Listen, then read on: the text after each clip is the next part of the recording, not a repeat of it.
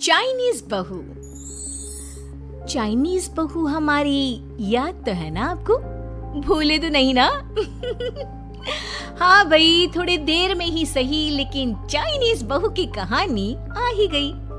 क्या हो रहा है ये देश में? चाइना ने तो आतंक ही मचा रखा है। अरे क्या हो गया? क्यों चाइना को कोसता रहता है? भूल मत, तेरी ससुराल चाइना की ही है। हाँ माँ, पर ये देखना, लड़ाई झगड़े, ये बीमारी, ऊपर से ये देश कितना चालाक है, अंदर न जाने क्या क्या करता रहता है। तभी अंदर से बहू की चिल्लाने की आवाज आती है। अरे क्या हो गया बहू, क्यों चिल्ला रही है? माँ जी, ये देखिए, ये रूस ने यूक्रेन की हालत क्या कर दी है। ऊपर से चाइना में दोबारा लॉकडाउन लग गया है। माँ जी, अब क्या किया जाए? अरे तो तुम लोगों को क्या परेशानी हो रही है, मैं तो यही नहीं समझ पा रही हूँ। वो क्या है ना माँ, हम लोग चाइना जाने की सोच रहे थे, सांगसू के भाई की शादी है। तो क्या? अरे कौन सा उन लोगों के यहाँ भाई घोड़ी चढ़ता है जो बहन काजल लगाकर नेक लगी? माँ जी, उसकी आंखें बहुत छोटी छोटी है, उसमें या तो पुतली रह सकती है या काजल। साले की पुतली निकाल कर काजल लगा दो, अंधा कहीं का। क्या क्या बोले तुम मेरे भाई के बारे में? अरे नहीं नहीं बहू, वो तो बोल रहा था कि तुझे नेग मिल जाएगा। हाँ, बहन है ना तू उसकी। नहीं नहीं माँ जी, मैं सब समझती, ये मेरे भाई का मजाक बनाते रहते। कितना शीरा है मेरा भाई, बिल्कुल छिपकली जैसा। नहीं नहीं बहू, सीधा गाय जैसा होता है। सही पकड़े हैं माँ जी। हाँ, तो मेरे भाई की शादी है, मैं चाइना जरूर जाऊंगी। तभी एक पड़ोसन आ जाती है। अरे नहीं नहीं बहू, तू कहीं ना जा, हम लोगों का मन कैसे लगेगा तेरे बिना। ले बहू, तेरे भाई के लिए ये शॉल रख ले, हमारी तरफ से गिफ्ट कर देना। अरे सब कितने अच्छे हैं, मेरी चाइनीज बहू को कितने प्यार से तुम लोगों ने एक्सेप्ट कर लिया। सच में बड़ी भाग्यशाली हूँ मैं। कैसी बात कर रही है? ये तो हम लोगों के देश की खूबसूरती है कि हर किसी को दिल से अपना लेते हैं, बस वो भी दिल से हमें अपना समझे। कैसी बात कर रही है आंटी जी? मेरे लिए आप सब सासू माँ जैसी ही हैं। मुझे भारत बहुत अच्छा लगता है, ये सबसे अच्छा देश है, मेरा भारत महान। वैसे भी लड़के की शादी जहाँ होती है वो तो वहीं की हो जाती है ना। जीती रे बहू, सही बोल रही है। औरत तो होती ही पानी की तरह है, जो जहाँ जैसे रखे वैसे ही शेप ले लेती है। आंटी जी, ये थोड़ा सा ज्यादा हो गया, समझ नहीं आया।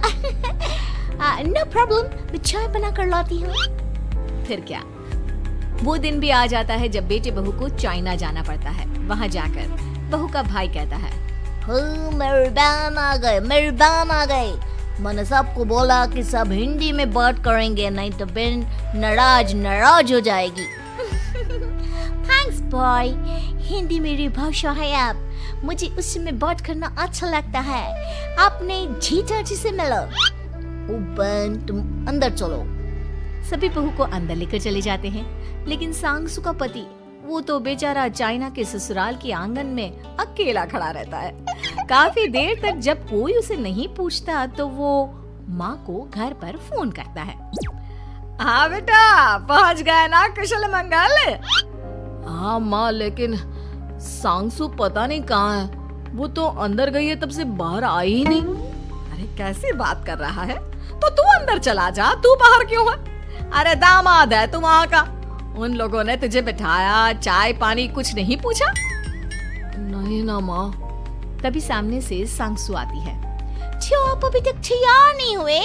और ये बैग लेकर क्यों कमरे से बाहर आए? इसे वहीं रख देते। कमरा?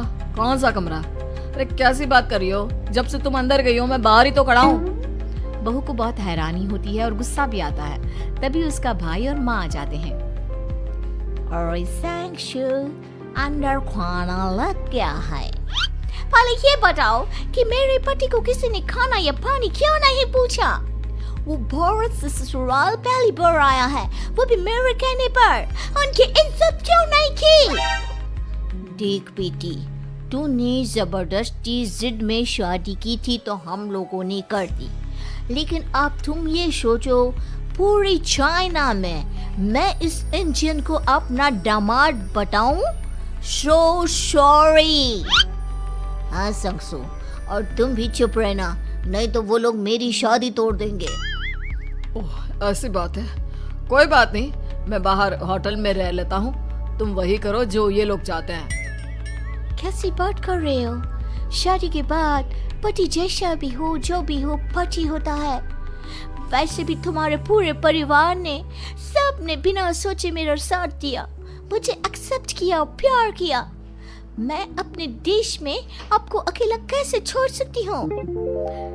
ये हिंदी फिल्म का ड्रामा बंद करो, मैं अभी अब बर्दाश्त नहीं करूँगी। चुपचाप अंदर चलो, नहीं तो ये शादी वादी यहीं खत्म करके इसे अकेले ही इंडिया जाना पड़ेगा। कैसी बात कर रही हो माँ? ये मेरे पति हैं। नहीं था, हम लोगों ने यहाँ वकील को बुला लिया है, जिसके बाद अब तेरा तलाक करा के हम यहाँ के चाइनीज लड़के से तेरी शादी करा देंगे। अरे कैसी बात कर रहे हो? हम तो यहाँ तुम्हारी शादी के लिए आए थे।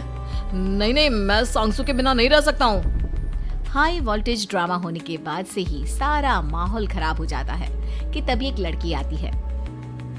मैंने सारा इंतजाम कर दिया है, सांगसू की शादी का मंडप परसों लग जाएगा।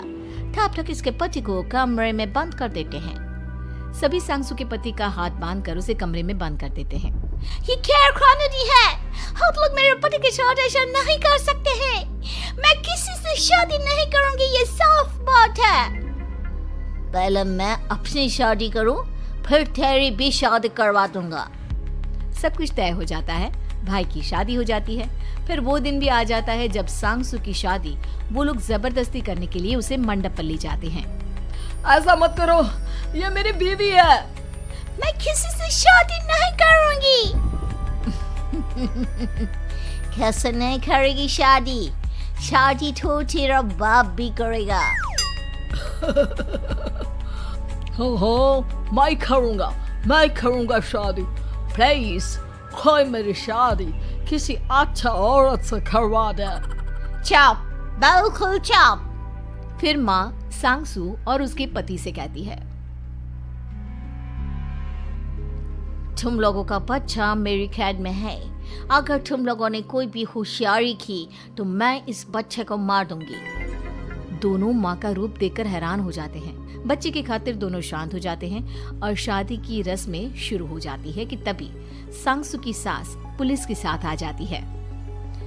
माँ, सरसू माँ आ गई, मेरी माँ आ गई। माँ प्लीज हम लोगों को बचाकर वापस ले चलो। पुलिस सभी को गिरफ्तार कर लेती है। बेटी के बच्चे को मारने की धमकी तो कोई चुड़ैल ही दे सकती है। अरे तो ये चुड़ैल ही तो है।